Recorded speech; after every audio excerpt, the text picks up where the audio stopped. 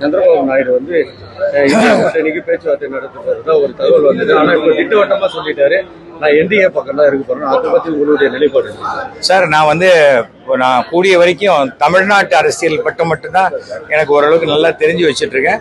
ஆனால் சந்திரபாபு நாயுடு அவருக்கு அவரை எதிர்த்து யாரை எதிர்த்து ஜெயிச்சாங்களோ ஆந்திரால அவங்களுக்கு ரொம்ப ஜெயிலுக்கு அனுப்புற வரைக்கும் ஏகப்பட்ட இது பண்ணிட்டாங்க. அதனால அவர் காங்கிரஸ் இந்தியா கூட்டணிக்கு போறது சரியாக போக மாட்டாரு.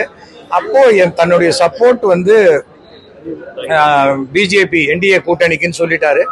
என்ன இருந்தாலும் ஃபுல் மெஜாரிட்டி இல்லாத பொழுது பல கட்சிகளுடைய பல நிர்பந்தங்களுக்கு ஏற்பதான் ஆட்சி நடத்தக்கூடிய ஒரு சூழ்நிலை இந்த மாதிரி இடத்துல ஏற்படும். ஆனா அதையெல்லாம் தாண்டி இன்னைக்கு பிஜேபிங்கிறதுடைய முகமே மோடி அவர்கள் தான் உலக அளவில்.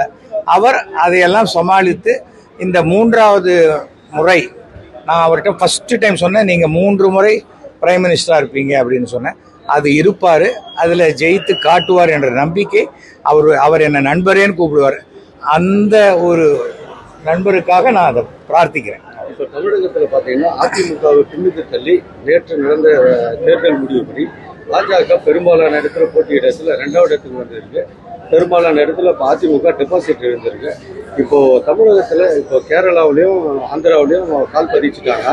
தமிழகத்துல இன்னும் பாஜகவால கால் பதிக்க முடியல. ஆனா இந்த தடவை ரிசல்ட் படி பாத்தீங்கன்னா பாஜக வந்து கணிசமான வாக்குகள் பெற்று 2வது இடத்துல இருக்கு. அதை எப்படி தயவு செஞ்சு நீங்க இந்த 2வது இடத்துல இருக்கு எத்தனை சீட்டு ஜெயிச்சதுன்னு சொல்லுங்க. அண்ணா நான் 7வது பாஸ்னேன், நீ SLC ஃபெயிலுன்ன, அந்த கதையில தான் இருக்கீங்க. அதையே சொல்ல போறாங்களா? உள்ள போக ஒரு ஓட்டுல தோத்தாலும் 5 வருஷம் நீ தோல்விதான். அந்த 5 வருஷம் இந்த தோல்வியை சரி பண்ணி நீ கொண்டு வரணும். அடிப்படையாக இன்னைக்கு தமிழக பாஜகல பூத்தே இல்லை, பூத்துக்கு உண்டானவங்களே இல்லை. யானை படுத்தாலும் குதிரை மட்டங்கிறது தான் அதிமுக. அவங்களுக்கு இருக்க 1.5 கோடி தொண்டர்கள்ல அவங்க இன்ஃப்ராஸ்ட்ரக்சர் கரெக்டா இருக்கு.